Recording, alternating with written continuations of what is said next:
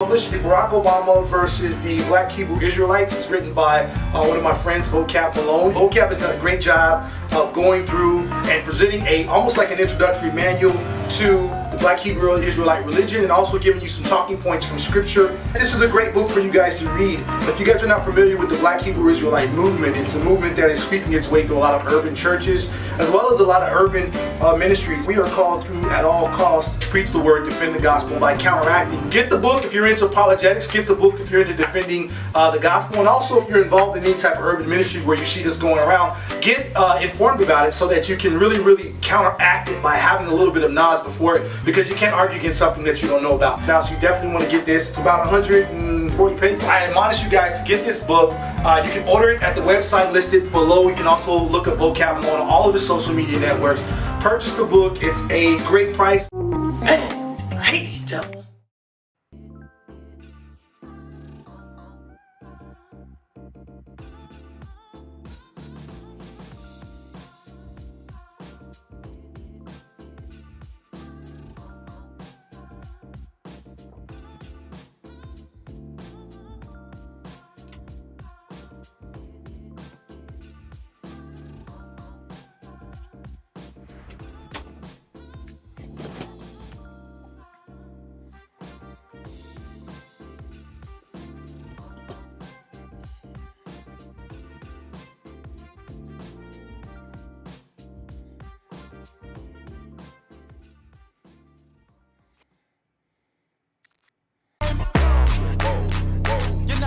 Street apologists, street apologists, street apologists, street apologists, street apologists, street apologists, street apologists, street apologists. On the radio. What's up, ladies and gentlemen? We are live, Street Apologists, Thursday, August 17th. 2023, 10:08 here, Pacific time. We'll be talking about what's inside a Mormon bookstore. Have you ever been? I'm going to tell you about it, because I have been. Deseret Books review coming right up. How many roads, too many signs, I can't read them. Wouldn't recognize the turn even if I seen it. Been driving all along, feel like I'm dreaming. Okay. Whoo-wee! What's up, ladies and gentlemen? How we doing? Welcome to Street Apologists Live. I'm going to tell you about my little trip to Deseret Books. Deseret Books. Usually we do urban apologetic stuff, but since I live in Phoenix, Arizona, stuff like this is on the radar too. So I'm going to show you what I got when I went and explain to you what's going on. Here's the deal. This is the show where we serve the underserved and look into the overlooked. That includes lesser-known apologetic issues, and one of those are the cults. You know, the cults. We deal a lot with Hebrew Israelites, and in fact, before we get started, go to theshieldSquad.com. Guess what? I got a brand new camps list. All the camps, synagogues, organizations, significant persons that I know of are all on one list at theshieldSquad.com. It's a work in progress. It's going to keep on getting updated, but this is the most extensive list ever put together. Alphabetical order, except actually I got to go back and fix some of it. There's a couple that are out of order. Couple images and links, not on all of them, but on a lot of them. And eventually I'm going to add descriptions. It is going to be a helpful resource for Christians. So that's what's up. Nate says, did you buy LDS action figures? Well, no, but if you wait just a second, I'll grab something that I'm glad you reminded me of. Hold on. Play that Soto beat.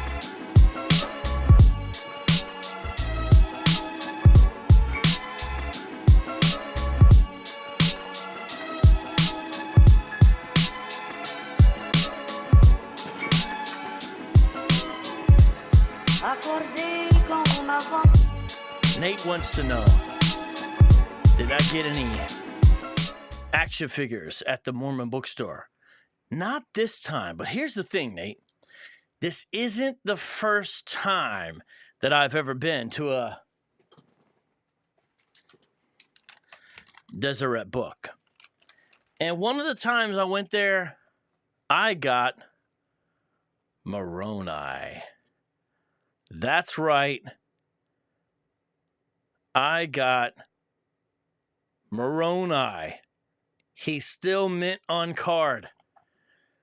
Moroni was the last of the valiant Nephite prophets and eyewitnesses to their total destruction. He wandered across the Americas, keeping the record safe while hiding from the Lamanites. He finished the sacred history, adding his heartfelt final farewell. The Book of Mormon tells how he hid the golden plates in the earth at Hill Cumorah. They remained safe until Moroni, as a heavenly messenger, returned in 1827 and delivered the sacred records to the prophet Joseph Smith. Latter-day Designs, 2014, Cincinnati, Ohio. You can actually cut out the file card on the back, and it shows you the other ones that are available. This is what's called cross-marketing. The idea is you bought one, you might want some more. So, I have Moroni. That's the only one I've got. I'd like to have some more, but this is pretty cool. I wish you could see the detail. Let's see, can you see it? See, he's burying them in the hole, and that's the Book of Mormon records that he has, his golden plates.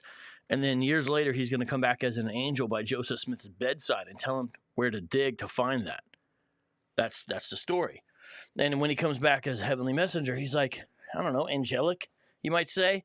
And so when you look at the top of a Mormon temple, it's got the guy, with the thing. Hold on. Like, it looks like this. Hold on.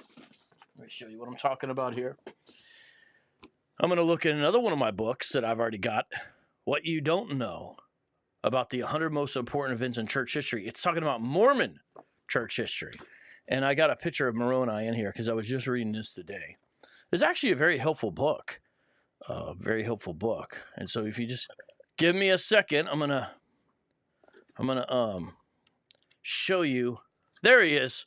The angel Moroni atop a temple spire, practice that became standard during the presidency of Spencer Kimball. So in 1980 is when they started putting that at the top of all temples. And so that's Moroni. That's in his messenger form. And that's in his original Nephite form. You see how it works? So this is when he is in America, pre-Columbian America, before Columbus came over, right? And he has to battle the Lamanites, who were the wicked Israelites who turned dark, according to the Book of Mormon. And he is one of the good Israelites who remained faithful, but the Lamanites were stronger, so they beat them. And, of course, he's fair-skinned, as you notice. And before he dies, he records the history in Reformed Egyptian, of course, on the golden plates, and then buries them in New York, right beside Joseph Smith's house. And then Moroni comes back years later to Joseph Smith, okay, and I think it's between 1820 and 1830, and he shows him where the golden plates are, and then the Book of Mormon is published in 1830, and then you put Moroni on the top of the temples. And so that is how we got this. And of course, this is the kind of poor man's version of the Book of Mormon. Now, if you wonder why they're called Mormons, it's because their book is called the Book of Mormon. But the actual church's name is the Church of Jesus Christ of Latter-day Saints. A lot of people don't understand that. And if you look at the actual name, break it down in your mind what it means. Do you understand? The Church of Jesus Christ. This is Jesus' church. But when? Of the Latter-day Saints. Why? And that's why they're called LDS. Why of the Latter-day Saints? Well, because the truth was lost. That's what they teach. The truth was lost. And so it's been restored now in the early 19th century. And so you have the Book of Mormon, another testament of Jesus Christ. Are you guys putting it together? And in fact, if you go, this is the Book of Mormon that your missionaries will give you. And if you look at it, it actually has, if I'm not mistaken, standard editions all come with it. Yep, I'm right. Moroni Burying the Nephite Record by Tom Lovell.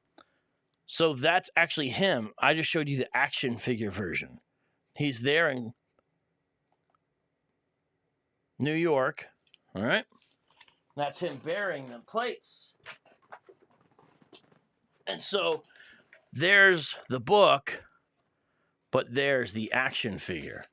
Technically, they're not really action figures because they don't have posable joints. And I know there's a lot of glare. I apologize. But, you know, you're going to have to go into your own Deseret bookstore. Now, in all seriousness, if you want to understand, here's what it is. I believe Christians should be intellectually curious. At least those of us who have a secure faith. So I'm extremely interested in what other religions and groups teach. You can't track down everybody.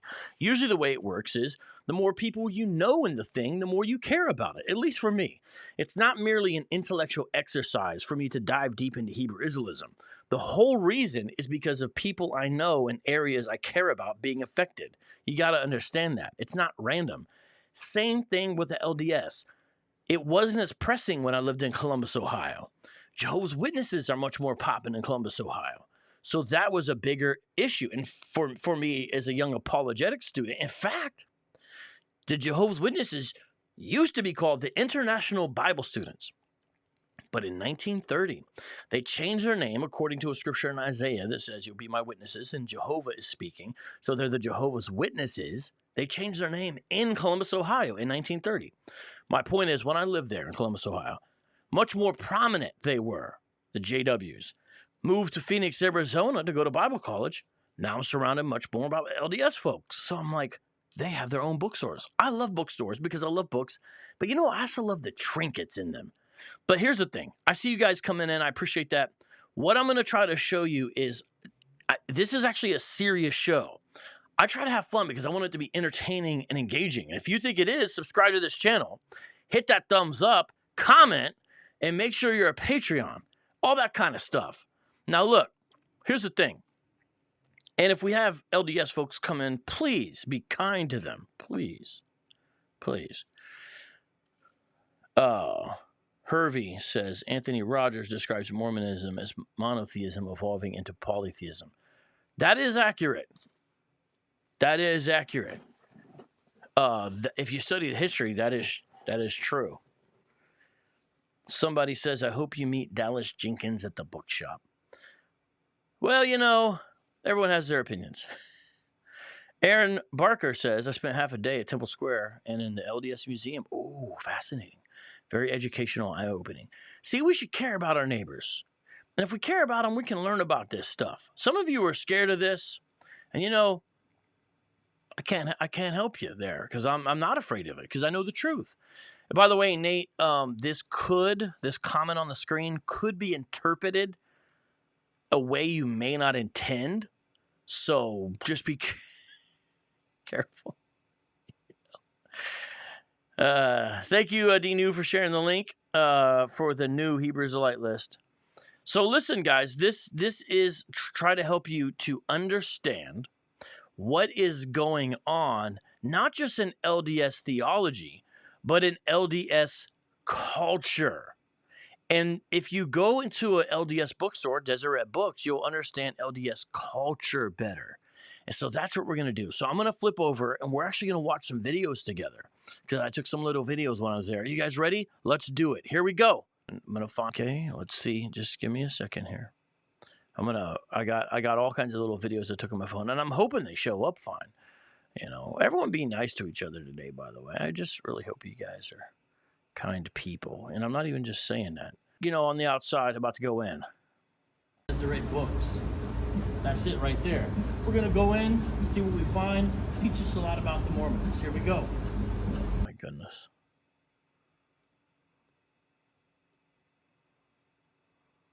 Yeah, Deseret Books. So this one is, it went out there in Gilbert. What happened is I was dropping my family off at the airport, right? And so while dropping them off, I don't live anywhere near, we have to come back. Let's just go like kind of close. Okay, and then we'll be close. Let's what's around here. Yes, they do sell The Chosen. Now, don't get all conspiracy theory about it. They sell it, so what? But you know what else they sell? And I'm zooming in on it. They sell stories now of black Mormons because what's happened is they've got a bad reputation because they didn't allow black folks into the priesthood for a long time because of their theology about them taking Satan's side or being neutral in the battle between Satan and Jesus. But they changed that in the late 70s because of what was going on in Brazil. They were building temples, and it was unclear at people's ethnic background. And so they had to change their stance. So the prophet of the Mormon church got a divine revelation and started letting black folks also be priests so they could have the services conducted there at the temple. Now, what's happened is they've been playing catch up ever since. And so they're trying to be like, hey, we're not so bad after all. Look, we've had some well-known Mormons who are black folks. And so that DVD I showed was one of them. So it just caught my attention. And I said, let me show that to everybody here. Poor Nate. Nate, come on, bro. You can handle it. That's funny anyways. Come on. Isn't it funny, Dinu? He's getting all sensitive about it. My goodness. Come on, Nate. It's all right. Come on, Nate. You're loved. You know you're loved. No one asked you to display my comment out of context. Oh, Nate. I'm sorry. Did I hurt your feelings, Nate? I apologize. Hey, man, I got that Joseph. I got that Moroni thing video. Thank you for Jen for the super chat. Oh, shoot. Thank you, Jen. And you know what you get? You get air horn. First super chat of the night. Thank you very much. Feeling blessed, feeling happy, feeling very fortunate. Okay, now just give me a second. I'm having some troubles sorting these because they're acting like they don't want to play. And if you guys just give me a second, I'll get it all organized here, as it already was. But whenever I go live, things like to happen every single time. Okay, let's see if this one plays. But seriously, thank you. Wow. Okay. Oh, yeah. So this right here is at various locations, primarily in the East Valley here in Phoenix, Arizona. It's called Beehive Magazine. A lot of you don't know, but the LDS culture prizes their work ethic, which is legitimate. As a stereotype, Mormons work hard and are industrious. They have a get-it-done attitude. And part of that comes from the pioneer history that they have and some of the adversity that they face, being kind of essentially a new religion in America. Okay? And so with that, they consider themselves worker bees, basically. And so Utah, they have dubbed it as the Beehive State. The idea is bees work together in a beehive as a collective to achieve something. And of course, here it would be something sweet, something good, right? And so there, if you go into a business, right, and you see this magazine, it's a free, like, communal newspaper, then you know the proprietor or somebody there is friendly with the LDS Church.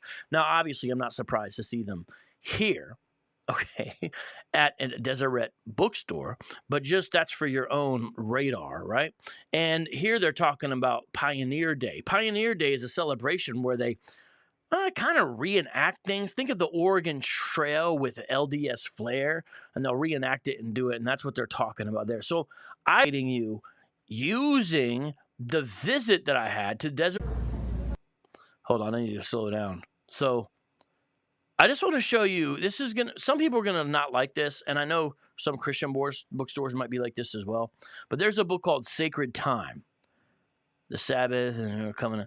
Why do you think I'm pointing out that book?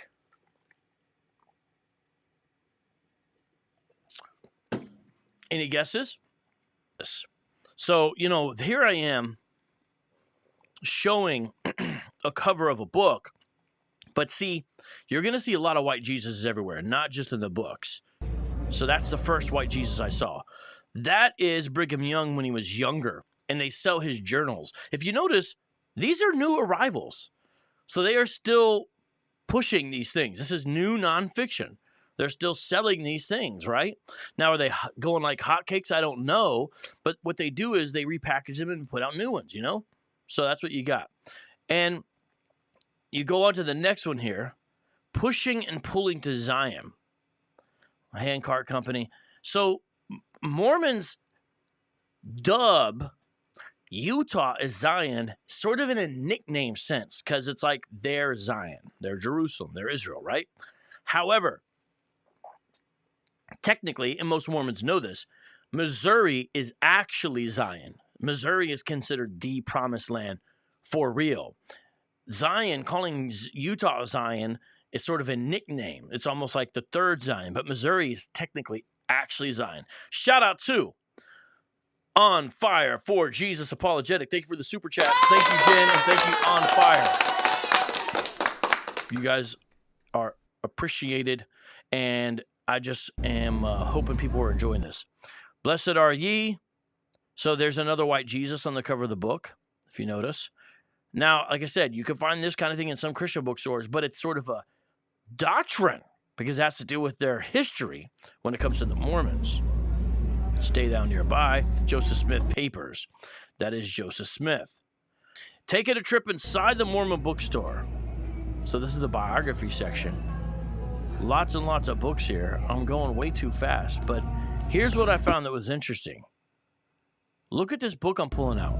Ancient Christians. An introduction for Latter-day Saints. So they're getting into early church history. How interesting is that? Look at that. You guys see that book? Ancient Christians, an introduction for Latter-day Saints. So they're trying to do with that. And then, look at this. Latter-day Saints, DC, witnesses, investigate the Book of Mormon. So that's apologetics right there. The Savior in Kirtland, personal accounts of divine manifestations. So this has to do with the time they spent in Ohio because they were in Kirtland, Ohio for a while. The Mormon Church was. And then there's that book, which I purchased. That is one of the books that I bought. The Covenant, One Nation Under God, America's Sacred and Immutable Connection to Ancient Israel by Timothy Ballard. Now, this is a fascinating read. I haven't finished this one yet, but if you know Timothy Ballard, he is the star of Sound of Freedom. He's a star of the Sound of Freedom movie. And he writes books that are obviously pro-LDS. And so I got some. So that's what I'm showing there. He has a number of books there. He doesn't just have that one. He has that one. You notice that one. And I also got that one. Let me show you that. See? Now, I have read this one in its entirety, The Pilgrim Hypothesis. And last time when we did the review about Timothy Ballard, we went over a lot of that, if you guys remember that. Yep, that's it. And he has the Washington Hypothesis, American Covenant, and Lincoln Hypothesis. So a number of books about the divine history of the United States from Timothy Ballard's perspective, which is decidedly LDS because he is a Mormon. Yes, he's still a hero, but he's a Mormon. And there's a book he has called Slave Stealers because they rescue folks from slaves. They rescue people who are in sexual slavery. You know, I don't know if you guys understand what they do in the Sound of Freedom there, but that is what they do. So it's going to get more and more interesting here. I got a number of other videos to show you, and I don't just spend time on the books. Scriptural reference time. This is a scriptural reference time. So here we're taking a look. Let me see if I can change. Well, that's probably going to just stay like that. All right, check out this. Check out these books. Golden Answers. Why we need the Book of Mormon. So again, I'm drawing to your attention the fact that LDS folks are more and more these days doing apologetics for what they believe, for their faith, for their religion. A case for the Book of Mormon.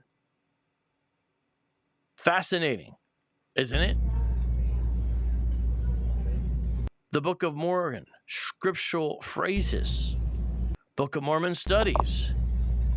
I mean, there's just a ton here. Understanding the Book of Mormon, Doctrine and Covenants, miracles of the Book of Mormon. And on and on and on and on and on and on and on. Well, that's not it. We got a couple more. But you know what? We're going to not be in the book section forever. But, I mean, you got to imagine stuff, I guess you might say, is not just there in the book section. Kay Hamilton says, just had a couple of Mormons knock on my door last week. Had pleasant conversations with them. Thankfully, I knew enough about the theology to know where we differ, need to look more into it. Well, praise God, Kay, that you are trying to talk to these folks, reach out to them with love, and reach out to them in a way that makes them want to listen to you, in a way that's compelling. And it sounds like that is an interest of yours.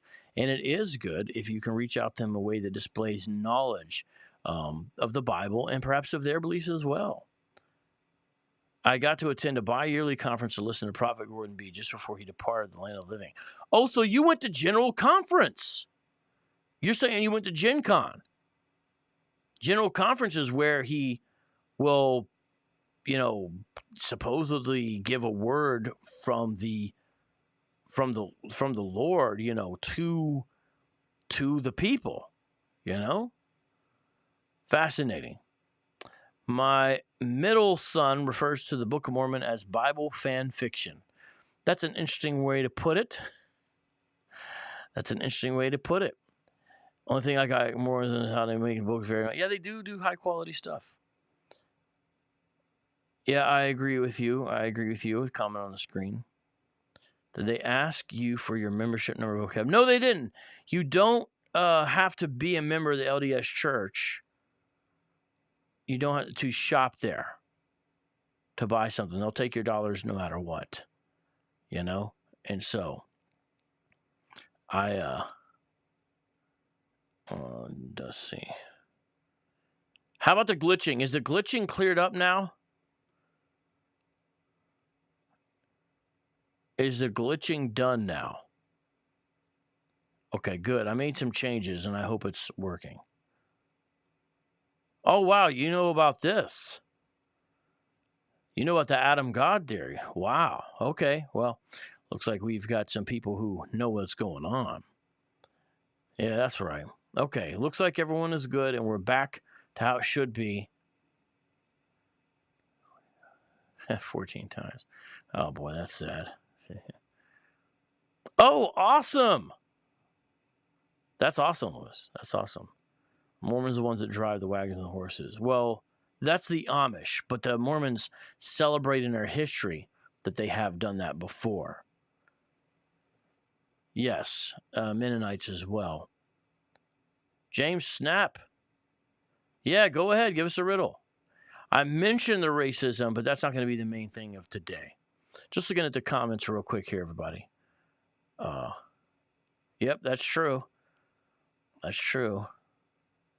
Yes, that's also true, Nate. Well, at least you guys are all commenting. Okay. Awesome. Joseph Patterson in the house. My man, how you doing? Good to see you, man. All right. Okay, back to showing some videos here. I got some interesting videos. And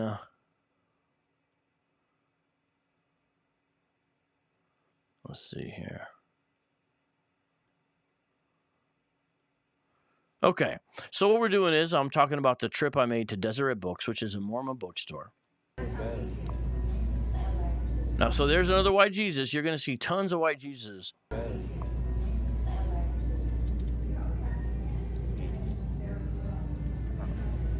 Another white Jesus. I'm going a little fast, I know. I'm just saying he's everywhere.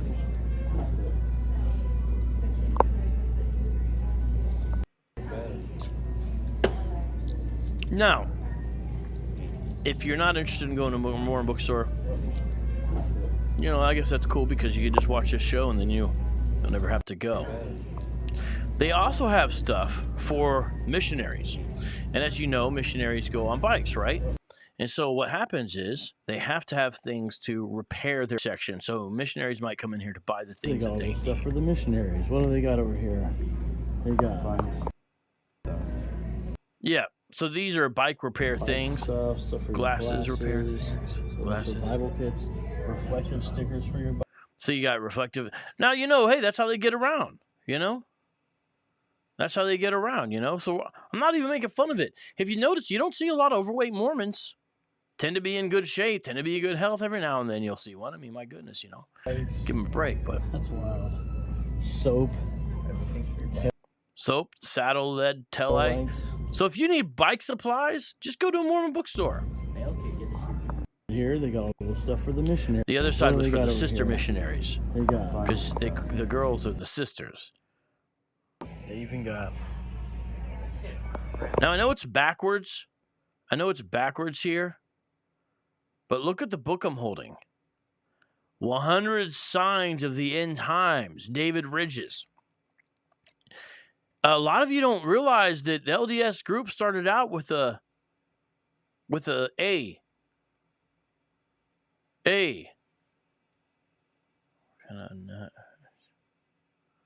Sorry, James. I don't know. I don't know the answer. You have to go ahead and tell us what it is, man. I don't know the answer to the riddle. Okay, so this is a book on eschatology. They even got... Check this out. This next section here. So here's things. It's a little section that says, let's talk about things. Let's talk about race and religion. So they're trying to deal with their issues head on with these little cute booklets. Let's talk about race and priesthood. Race and priesthood.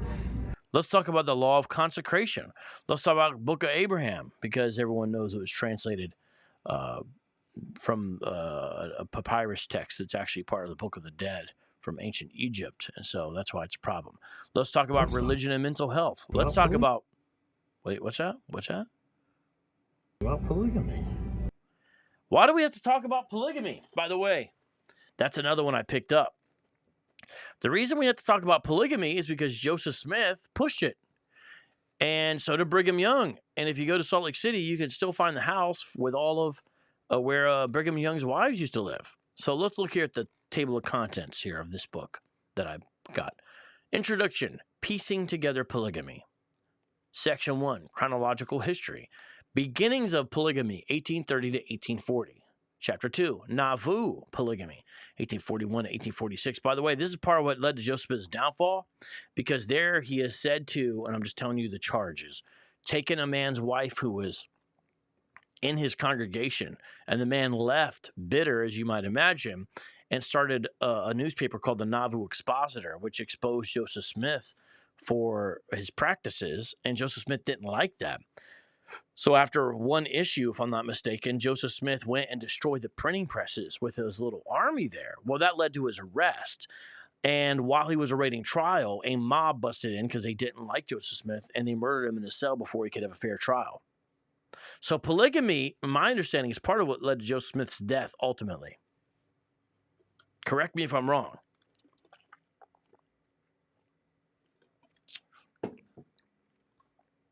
Chapter 3, Polygamy and Transition, 1846 to 1847. Chapter 4, Growth of Polygamy in the West, 1847 to 1881. Chapter 5, The Anti-Polygamy Crusade, 1882 to 1890. By the way, part of that was by the United States government, because what was happening is the state of Utah wasn't the state of Utah. It was just a giant area. I think they called it the Utah Territory. The LDS folks had turned this place that was populated by a few Native American tribes and was pretty open otherwise, is my understanding. The Utes were one of the main ones, and the Utes were known to be somewhat cooperative, is my understanding. I don't know all the details or ins and outs, but that's where you get the name Utah, okay, because the Utes who live there. Now, what happened is the Mormons wanted to make Utah a state, but they didn't want to call it Utah. You know what they wanted to call it? Deseret. The LDS Church wanted to call Utah Deseret, but the United States government said, you know, Deseret kind of sounds like desert, and we don't think anyone's going to move there if it's called that, so let's go with Utah instead. Well, there was a deal, though. U.S. government said, but if you want to enter into this union, you've got to outlaw polygamy. You can't be doing that anymore. So then the prophet of the church got a revelation from God to outlaw polygamy at that time. Chapter 6, Post Manifesto and Beyond. Chapter 7, How did polygamy work? It's kind of, well, I have some ideas about that. Chapter 8, Why practice polygamy? Now, that's kind of a long chapter, 65 to 79. Section 3, Listening to Latter-day Saint Voices. Personal journeys of faith. Relationships among husband and wives. Relationships among wives. Family relationships. Conclusion. What does polygamy mean for Latter-day Saints? So, Brittany is the author of this book. I have not been able to finish this, but they're trying to deal with these issues head on. Very fascinating, isn't it? Now, I'll take a question here after I look at the rest of these. Let's talk about the Book of Abraham. Let's talk about faith and intellect. And let's talk about the translation of the Book of Mormon. Okay, I see a couple questions I'll take. Just give me a second. Let me clear this video out of the way. You guys, thank you for being here despite all the problems, and all that kind of stuff. Rambling Thomas says, what is their defense for the Book of Abraham controversy? It pretty clearly shows that Joseph Smith was a fraud. So, I'll tell you a little story, Rambling Thomas. By the way, I think today's show is going to be long since there was some gaps and errors, but I have stuff I want to get to, so I'll probably just go through it. So, let's do this thing. So, I'm just taking my time, people. Hang out with me. I remember there was a friend of mine who was a professor. He was a reform guy, professor, philosophy professor, and he managed to be friendly with a lot of Mormons. So, me and this prof, both believers, and at the time I was a student at Mesa Community College, and there was a Taco Bell kind of close to MCC, and the prof, he said, hey man, Dave was his name, Professor Went. He said, hey, you want to go over with me and the guys to Taco Bell and hang out? Sure, yeah. So we go over there, and we're chilling, and while we're waiting on our food, and then once we get our food, what do you think I asked these two Mormon gentlemen that were friends with Dave, my buddy? What questions do you think I asked them? I asked them about the Book of Mormon. And here, I think, is the reigning theory. And I had never heard the explanation before, and he was satisfied with it, and it was very interesting. And what he said is, yes, he used that papyrus, but a lot of Mormons call into question if that was really the papyrus, to say it wasn't that one. But he seemed to be okay with saying it was. But when he says he translated it, he doesn't mean translate like in a traditional sense.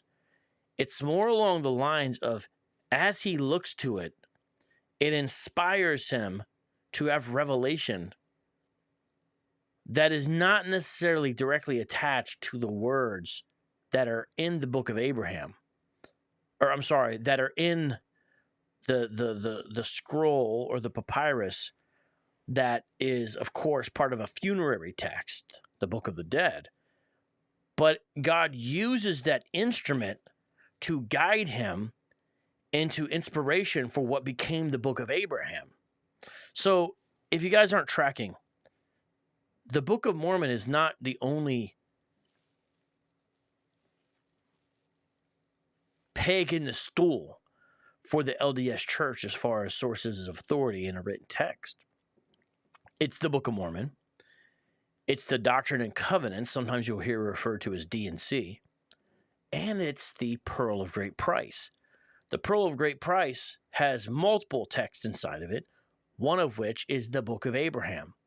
And in 1835, when the Saints were in Kirtland, Ohio, an antiquities dealer came through and was selling some stuff. And one of the things he was selling was this mummy, and the mummy had a text with it.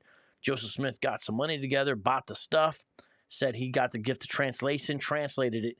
He didn't know yet that Napoleon's guys had already found the Rosetta Stone in 1799. All the work had not been completely done on the Rosetta Stone. There's a long process to be able to figure out what's here, what's there, because there's 3 languages on it. But with the Rosetta Stone being translated in the other 2 languages, it would enable researchers to then understand what the hieroglyphs were saying. And so the Rosetta Stone was the key to unlocking the hieroglyphs because no one knew at that time yet. Well, Joseph Smith claimed that he could do it. So he goes through, does it, creates a Book of Abraham. But then later on it comes out, now they're translating hieroglyphs. Well, it kind of worked out for Joseph Smith and those guys because somehow this text was thought to have lost in this fire at this museum or something like that. But it wasn't. And then they found it, and then they were able to compare it with Joseph Smith wrote. with it, and it was totally not the same thing at all. People said this proves he doesn't have the gift of translation, therefore you also can't trust the Book of Mormon. Mormon defenders say, no. It's not translating in the traditional sense. It's essentially inspiring him to receive revelation. So that's usually what people will go with. Now, guys, look, there's a lot of questions about the LDS thoughts and stuff, but look, I'm really trying to get through this first. Hey, James, how you doing, man? Good to talk to you, man. I'm glad you could stop through. Let's see here.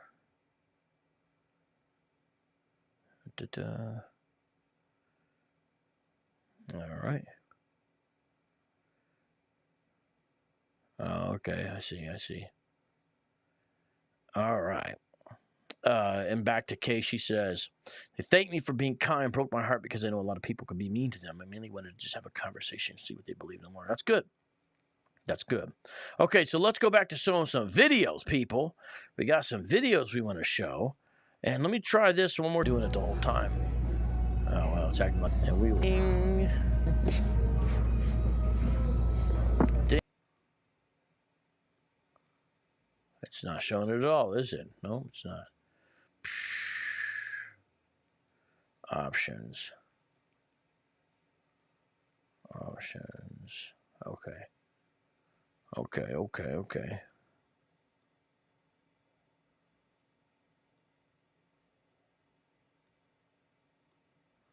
Okay, here's the next video. Let's see if it plays.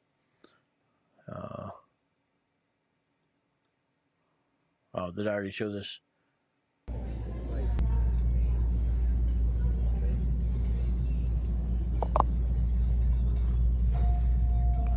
Okay. I've never seen so many white Jesuses in my life. White Jesuses. So I made a TikTok about this, by the way, where I put together a couple of videos of it. And the thing is, it's sort of official LDS doctrine that Jesus looks like this, or something like it. It's not just whitewashing on accident. You know what I mean? A lot of white Jesuses. Oh, a lot of white Jesuses. This is a lot of white Jesuses. This is a lot of white Jesuses. Especially that last one. Look at that last one.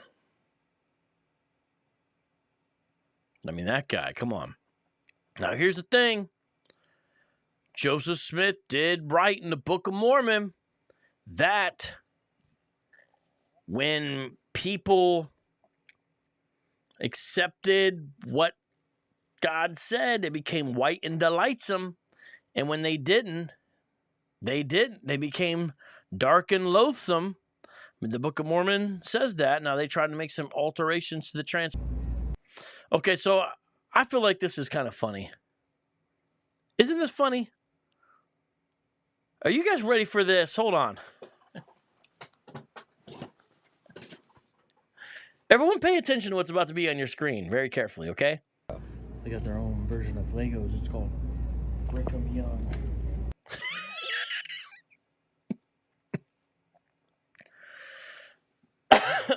Hey, these are actually LDS Legos, and they're really called Brigham Young.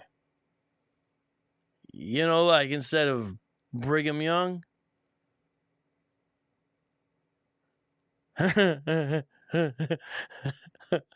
It's got a couple getting married in the temple. They're getting temple sealed. So you can like get the Legos and put the couple together, and then they can get sealed in the temple. It's Brigham Young.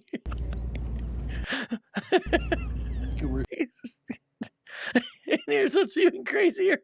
It's the Gilbert, Arizona temple. It's specifically the temple in our in the neighborhood of the bookstore. Brigham Young. They got their own version of Legos. It's called Brigham Young. Gilbert, Arizona temple.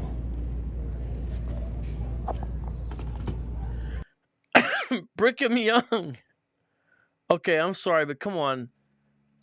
Brigham Young. Brigham Young. I need to make a TikTok of this because I haven't done it yet. You can also buy your own action figures. Yeah, action figures of. So, these are Book of Mormon.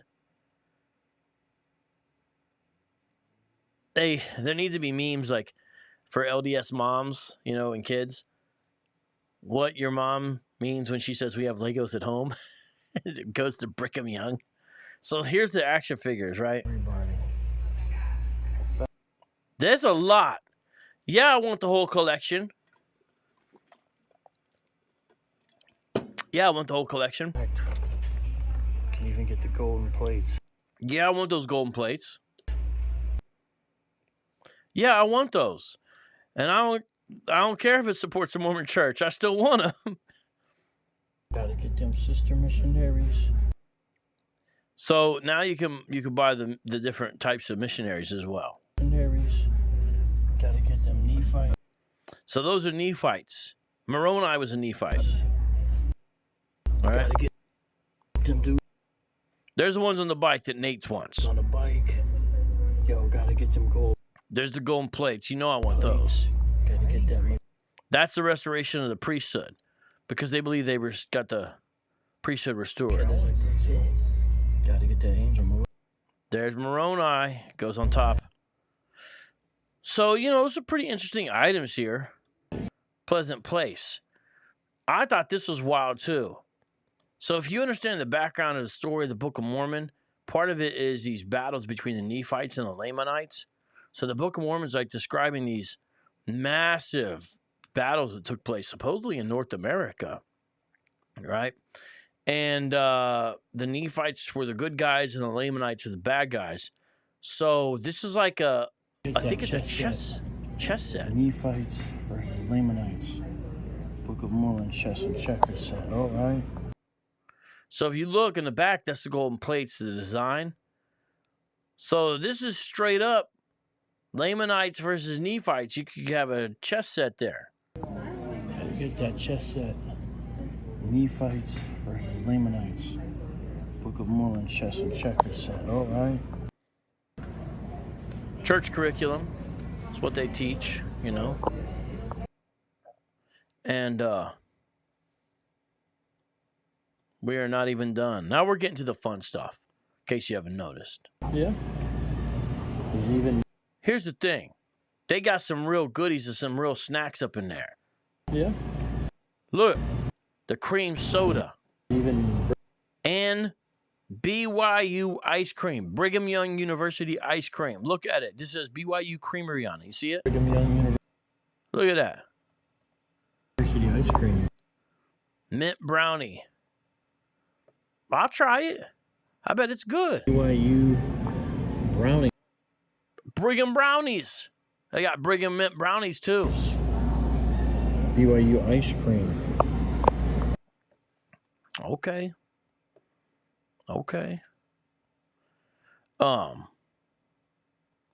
Around the World in 80 Days says, what if missionaries came to your house and you have the whole collection in your living room? They'd probably leave real quick, or they'd want to sit and hang out and play with them. Who knows? The Lamanites were the cursed of dark skin for defying God, which is aspect of more faith the church tries very hard to distance itself from. Well, I wish I could say you're wrong, but you're right. That is correct as far as what the book has in there. And, you know, it is what it is, guys. It is what it is. That's what the book says. Obviously, I'm not agreeing. I hope it's come across that I like, you know, LDS folks. But it doesn't mean I like the doctrine of Joseph Smith. Explore challenging topics. So that's one that I got. It'd be interesting to do a show on that as well, wouldn't it? Because it's fascinating to read, you know, the way they try to deal with these thorny issues. These are all these are fiction books right here. And it is interesting, too. They have a nonfiction book section for, like, teens and stuff. Now, I don't know if they're actually all, like, LDS favorable or what the deal is. These are all different fiction books right here. This is Harry Potter. These are pretty cool ones. So, I don't know if that's actually They have like equivalents, kind of like at a Christian bookstore. But, you know, this is a big bookstore. I don't know if you can tell. This is a pretty big bookstore that they got there. So there's a lot of stuff there, you know. And I'm really curious. So that really is Harry Potter. So there actually is some actual real Harry Potter books that they sell there. I don't know why they would do that anyway. Whatever. Oh, this is upside down. They got a John Stockton book. You know they got to have a John Stockton book up in there. Look at that. I'd like to read that one. You know, John Stockton was like a... see, it's on the LDS imprint, the book. I didn't know that John Stockton was a Mormon. Is he? I mean, I know he played for Utah and this and that. But was he? I don't know the answer. But I know he's lost some favor like in the secular media because he was sort of... hold on. This is a whole thing right here. Massacre at Mountain Meadows. This is a crazy thing, the Mountain Meadows massacre. And it's crazy that they're trying to deal with it. I don't know if you guys know this, but all the evidence points to the fact that Brigham Young was aware or ordered some caravans passing through on the Oregon Trail type deal to be raided and killed and murdered right through their territory. And ironically, it happened on 9/11. And so here's a book about it. They made a whole movie about it with Angelina Jolie's dad. He played one of the Mormons in it. Might have even played Brigham Young himself. I can't remember. If I'm not mistaken, the movie's called September Dawn. LDS Church did not like it, by the way. Look at the book, what it's called. Joseph Smith's Polygamy, Volume 1. Joseph Smith's Polygamy, Volume 2. Joseph Smith's Polygamy, Volume 3. So look what it says. History, theology, and then it says towards a better understanding. So, you know, they're trying to deal with this, you know?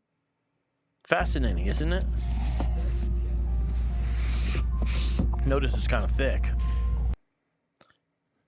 How Joseph liked his women. Look at the title of this book. See, this is what happens when you don't have any source of authority that you can take to the bank. Because remember when I talked to our LDS friend, he said, we don't have any infallible source of ultimate authority. Look at, this is called constant yet ever-changing. Ever-changing. You guys know there's liberals and progressives. They call them progmos, progressive Mormons, who are trying to infiltrate or change the LDS church from the inside. And one of the ways they think they can do it would be a massive coup if they ever pulled it off, is by having the prophet get a revelation that same-sex marriage is okay, that transgenderism is okay, etc., etc., etc. Because they have a mechanism there for radical change, because they can literally contradict what went before, because Joseph Smith said, you got to have polygamy. Brigham Young said, got to have polygamy. They can overturn it. Brigham Young said, no black folks can have the priesthood. They can overturn it. So they could overturn stuff. So look at this book. It's a theory of their divine epistemology, constant yet ever-changing, historic overview of continued revelation. Fascinating. Isn't this fascinating? Constant yet ever-changing.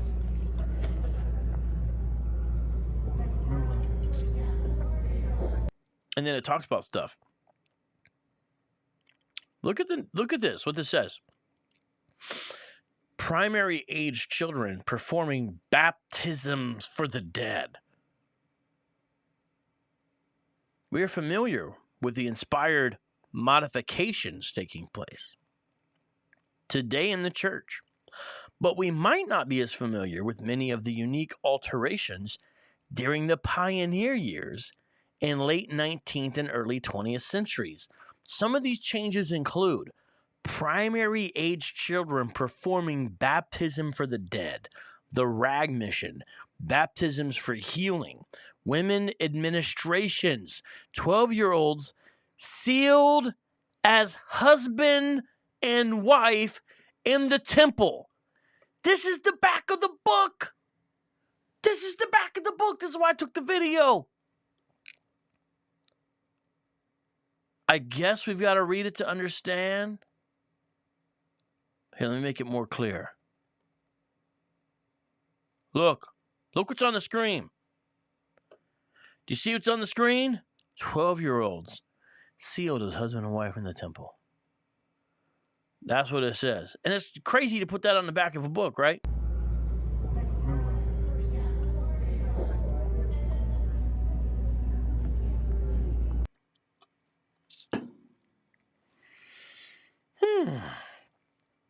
Constant, yet ever changing. So like I told you, they're trying to make up for some of their past. So look, my Lord, he calls me Black American Latter-day Saints, Stories of Faith by. So they try to feature these types of books, right? So, you know, of course, those catch my eye. Those catch my eye, of course. Trinkets. So you can tell they kind of cater to kind of an upscale audience. You know, maybe that's why they're still in business. I'm not even being funny. Because a lot of bookstores are not in business, especially a bookstore this size. 5 Kingdoms. Does that one look interesting? Nope. It kind of looks like Percy Jackson. It looks exactly.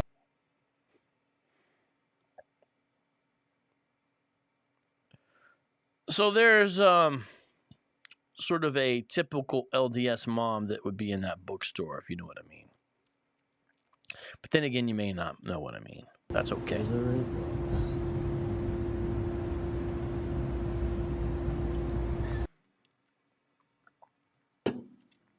And then, I think this might be the last video. About to review these. Look at that. You know who that is. The guy who made Sound of Freedom. We got the Covenant, One Nation Under God, America's Sacred and Immutable Connection to Ancient Israel. We got Let's Talk About Polygamy. And we got this joint, the Pilgrim Hypothesis. The possible connections between the restoration of the gospel, the gathering of Israel, and the pilgrims who founded America. Whoa. You know, it looks like we got a number of people who know a little bit about LDS theology. Senior Blondie says, at least they don't bless and seal them naked anymore. You got that Clint Eastwood profile, don't you? Yeah. God Talk says, when I read 1 Corinthians 15 with the missionaries and showed them it doesn't teach what they teach about baptism for the dead, they left. Well, you know, I hope you did it in a godly way, but God Talk, I think it's really dope that you even know how to do that. Because that is the place they usually go, 1 Corinthians 15. By the way, it's a very challenging passage. I don't know if you guys have looked at it. Paul mentions baptism for the dead in this place. Boy, they jumped on that. But yeah, if you're able to show that that's not telling them to do it, that's good. That's good. God Talk says, who's more loaded, the Mormon Church or the Watchtower organization? I think it's the Mormon Church. They do things like make really smart investments. They're more post-grad education. They're more pro-post-grad education, and that enables you to have sort of a constituency that ends up making more money. That's kind of built into their fabric. Whereas the Jehovah's Witnesses, and I'm not trying to joke, but since they've been nonstop prophesying the end of the world, have numerous times encouraged their members, hey, look, just get a blue-collar job. You don't need to go to college. That's a waste of money. So I think the LDS Church ends up with more money because of the investments that they have and the way that they've been able to do things. I think they have somewhat similar amount of members. I don't know current stats of everything. That would be interesting to see, but I think they're somewhere pretty close there. Pam says, my community is 90% LDS. Pam, where do you live? My goodness. That's us. Now, see, I wish I covered this more for people like you, Pam. There are apologists who do. Check out Aaron Shafawalif. He's the best. Check out Mormonism Research Ministry, MRM. They are the best. There's others that are really good, but you just can't beat those right there. And I just encourage everyone to check those out. I think you'll be blessed. Eric Johnson, Bill McKeever. And yes, the historic work that Gerald and Sandra Tanner have done as well. Southern Nevada makes sense. Okay. Makes sense. Well, you know what, Pam? If I was you, I would become an expert in the Bible and who Jesus is. And not because you're trying to prove people right, wrong or right, but because you love him. First of all, you're his disciple. And when I say expert, I just mean you're a serious student. You make it such a high priority in your life that if you got to stop watching TV shows to study God's word, that's what you do. Whatever it takes, Pam. Number one. Number two, get familiar with LDS theology. Learn what your neighbors believe. It's good to read books and listen to shows like this. But you know what else is good? Talking to them and asking questions and keeping track of it all. I don't think you have any other choice, Pam. God's put you in a place where you're called to be a missionary. Whether you like it or not, when you say your community is 90% LDS, he's dropped you in a foreign land, Pam. So you're going to have to step up your game. I don't know where you're at. Maybe you're doing great, but I'm serious because that's no joke. I want to get an LDS ministry, a JW publisher together. Man, you know the technical language. God Talk is using terms like JW publisher. Once you say publisher, because that's what they call the people who go door to door. That's what they call it internally. Then clearly you know your stuff. So God Talk, you probably have an apologetics channel yourself. It sounds like you already know what's going on here. So I could see the JW's reaction to LDS believing that Jesus is Jehovah, but the Father is named Elohim.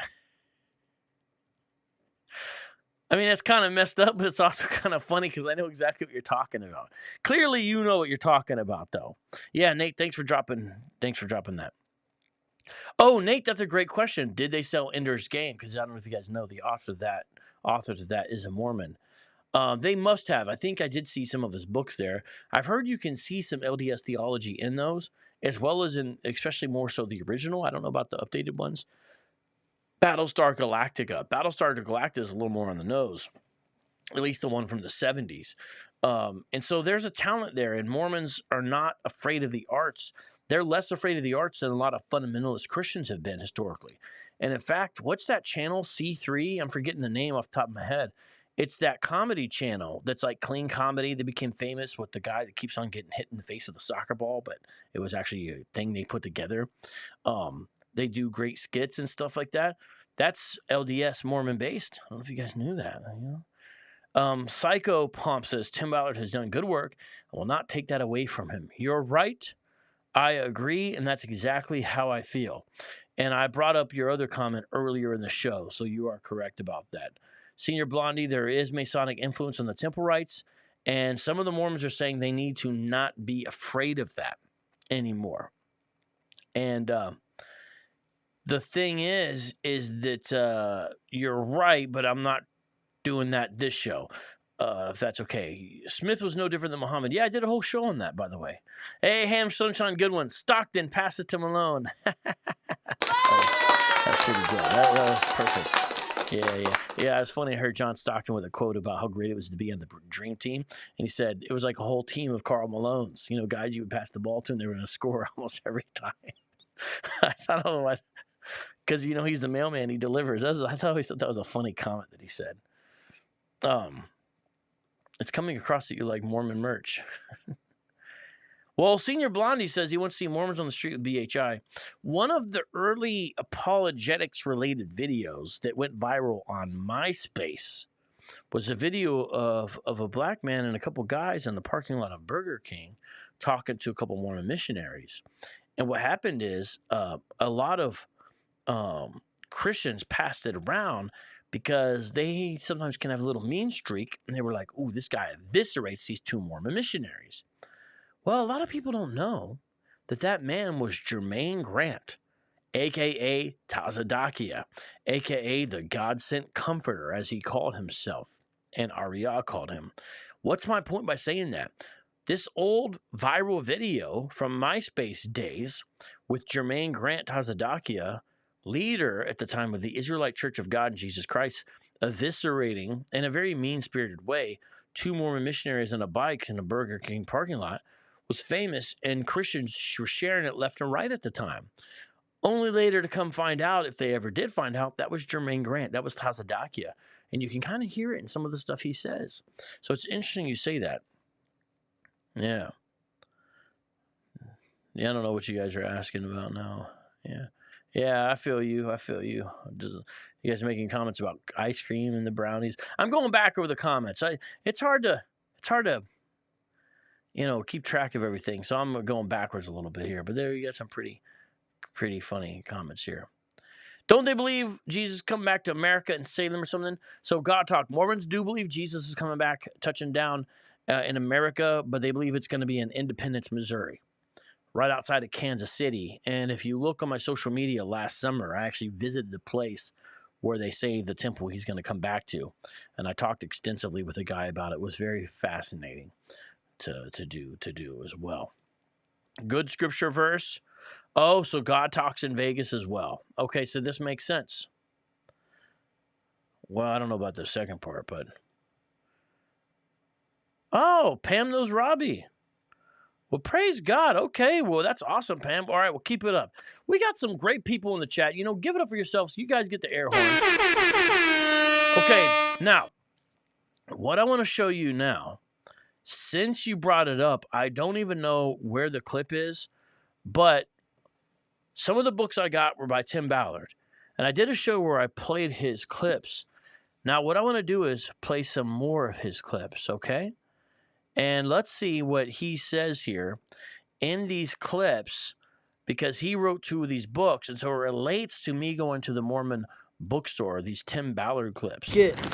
So books. I know I played some these last Look at time. That. You know who that is. But I don't The think guy I who got to made play Sound of all Freedom. of them. So let's play some more of these Tim Ballard clips. The happy ending is, guess who was also in the St. George Temple with the founders? Abraham Lincoln was there. And at his side, according to the records of Wilford Woodruff, was William Seward. They were both there. Even though how many of us even knew who William Seward was before today? Okay, he was there.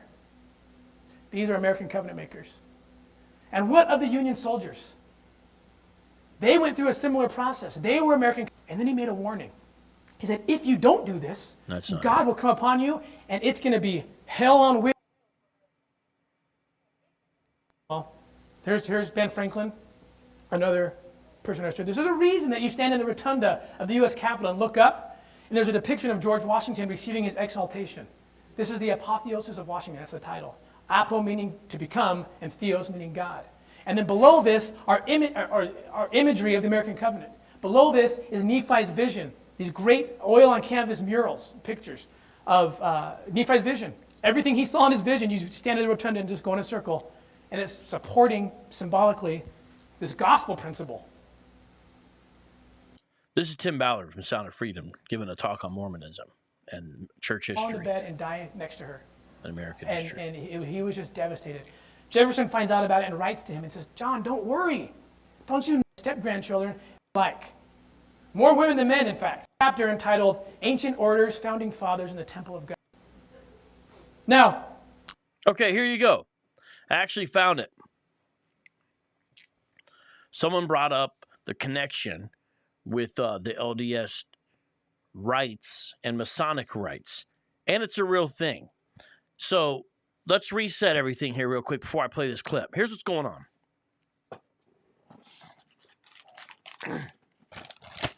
The whole program today has been about how I went to an LDS bookstore, Deseret Books. And yeah, we've had a little fun, but the main point here has been to try to understand LDS theology, history, culture by my visit to the bookstore, okay? And one of the things I did was pick up some books, as I showed you. I showed earlier the action figure, although I didn't get the action figure this time, but they had it there. And I got this book, Let's Talk About Polygamy. But I also got 2 Tim Ballard books, the guy who's down with Sound of Freedom. And he gave talks related to these books. And the thesis of this book basically is there's a special covenant with America. And it's prophesied in the Book of Mormon. Okay, that's a short version. In this part of one of Tim Ballard's talks, he talks about the Masonic rites and says we need to get back to them. I don't have time or really an inclination to get too much into this part of the book. There's a chapter entitled Ancient Orders, Founding Fathers, and the Temple of God. These were special people that understood something. And I believe, for too long, we have run from the fact that Joseph Smith and almost all the apostles in that first generation were Masons. Let that sink in. You hear what he said? You hear what he said? Do you see the pictures he was showing? I'm going to rewind that boy. Okay? Another underreported part of our history. Now, I don't have time or really an inclination to get too much into this part of the book. There's a chapter entitled Ancient Orders, Founding Fathers, and the Temple of God. These were special people that understood something. And I believe, for too long, we have run from the fact that Joseph Smith and almost all the apostles in that first generation were Masons. Ooh, they were Masons. Let's not talk about it. Let's run from it. Let's pretend that it means nothing, okay? But when you look at the evidence, it had to mean something. I don't have time to get into it all. But instead of running from it, with the American covenant, with the understanding of the American covenant, and what the founders' part in this whole thing was, we can understand that Masonry is nothing but a representation of ancient orders that go back to Adam. Okay, and I get into it in my book. You're not going to believe me right now. You're going to think, oh, crazy quack, Ballard, whatever. Read, just I promise you, read it. Okay, and then you can embrace this idea that Joseph Smith, like George Washington before him, was a master mason, and there was a reason for it.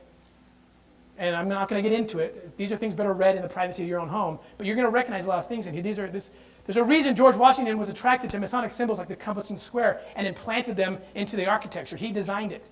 This is Washington, D.C. Yo, that's wild to me. That's wild to me. Is that wild to anybody else? And I think he's got a section here on it in this book. Let me see if I can find it. Fall into bed and die next to him. I may not be able to find it. And he was just devastated. Jefferson finds out about it and writes to him and says, John, don't worry. Don't you know that you'll be together forever? Eternal marriage is a real principle.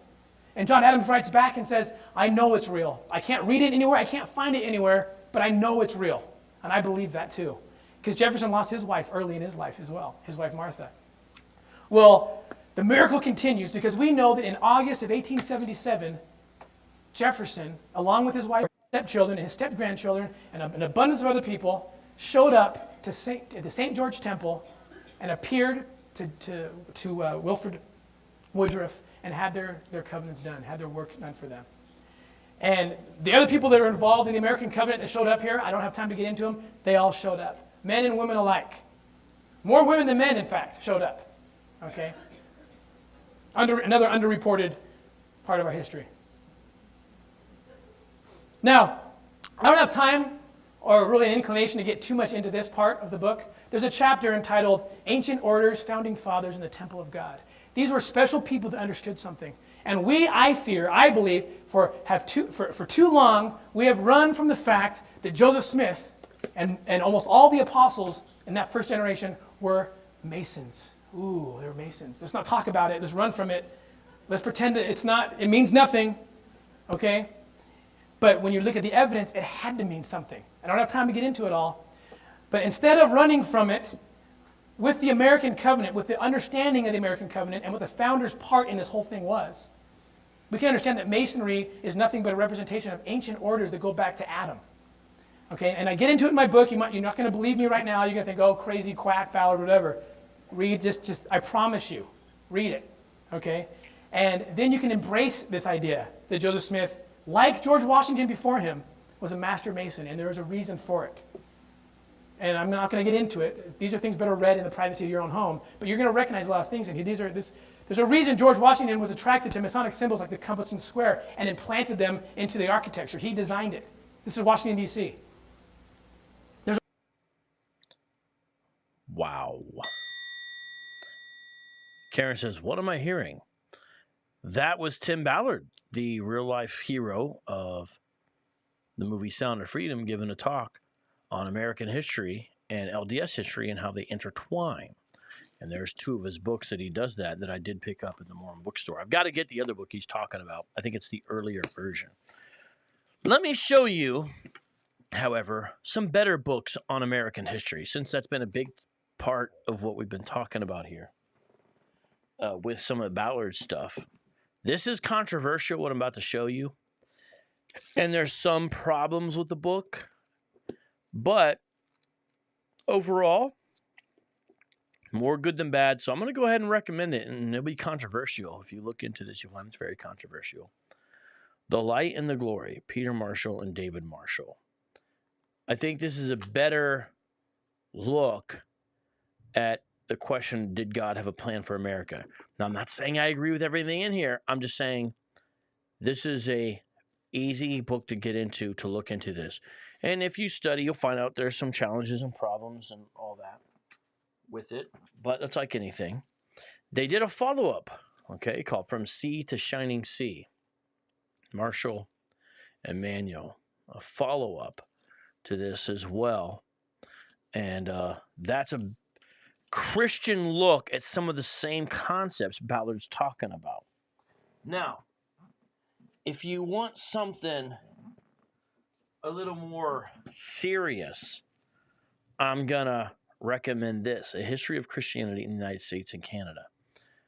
This is a much more serious book. Noel's an expert, and he's very respected and writes very fair.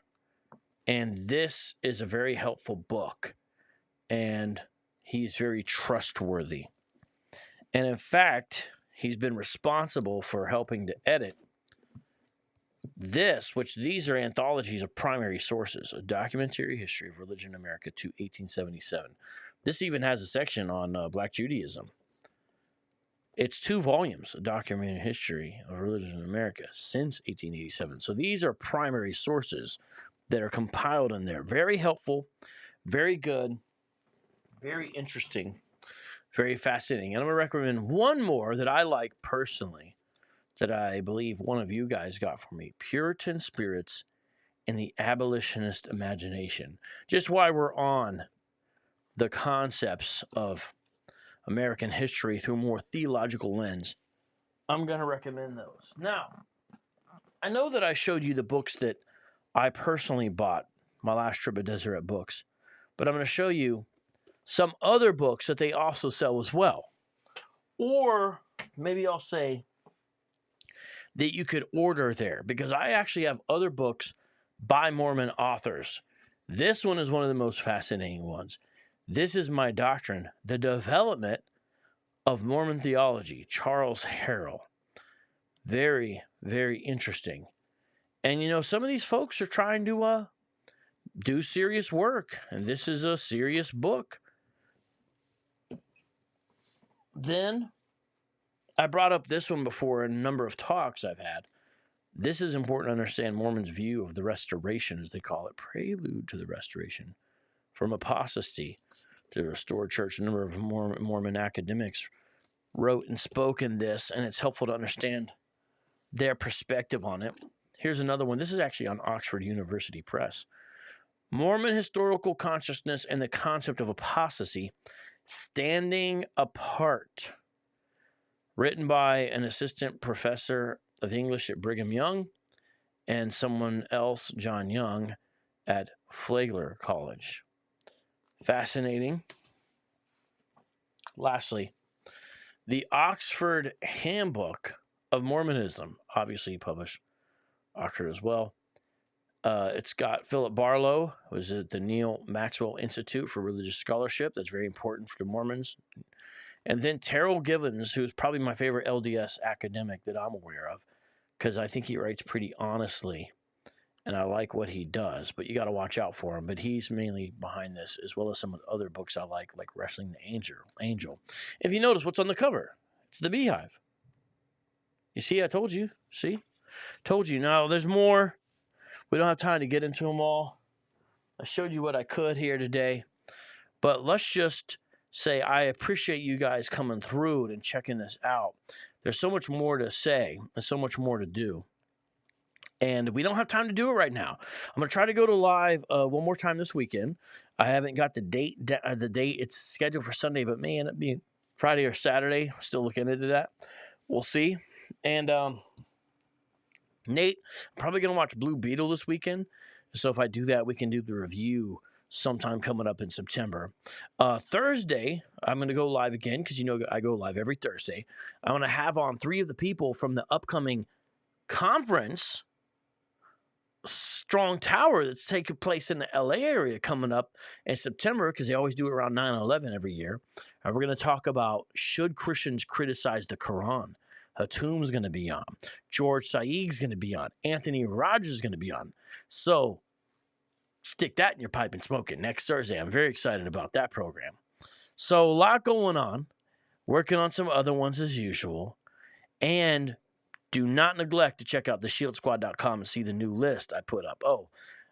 Louise says OC area. Okay, yeah, Orange County. I got you. Appreciate that.